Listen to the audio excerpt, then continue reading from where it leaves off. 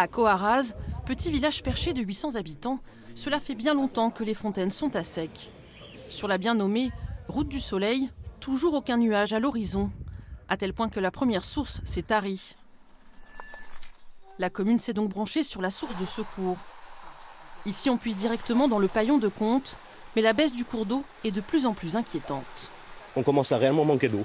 Il est en train de descendre à une vitesse assez affolante d'ailleurs. C'est la première fois que ça nous arrive, que le paillon descend si vite. Et du coup, on se retrouve presque dans les capacités de pouvoir pomper et de pouvoir transformer l'eau pour pouvoir la boire. Depuis 1 an et demi, les pompes prélèvent 180 mètres cubes par jour pour alimenter le village.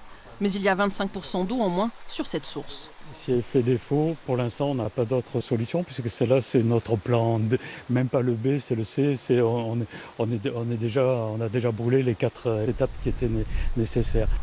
Sur la route, les 3 fontaines qui abreuvent les promeneurs ne coulent plus en jet continu. À quelques kilomètres du village, voici les réservoirs qui approvisionnent les maisons du hameau. La source s'est épuisée depuis mars 2022. Dans le jardin, faute d'arrosage, peu de tomates. Là, c'était tout minable. Hein. Les habitants ont appris à économiser l'eau bien avant les arrêtés de restriction.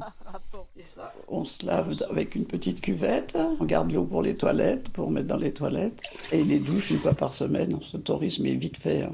On se mouille, Et voilà, puis après on garde toute la flotte, on jette rien, quoi. La maire du village a dû anticiper une crise en stockant des bouteilles dans ce local. Ici, l'eau est en régie municipale, mais les investissements estimés à plusieurs millions d'euros dépassent largement le budget global de 800 000 euros.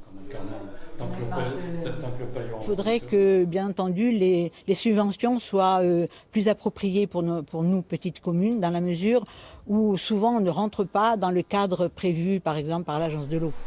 Seule certitude, en l'absence de pluie, il faudra trouver d'autres sources de financement pour maintenir ce service vital à Coharaz.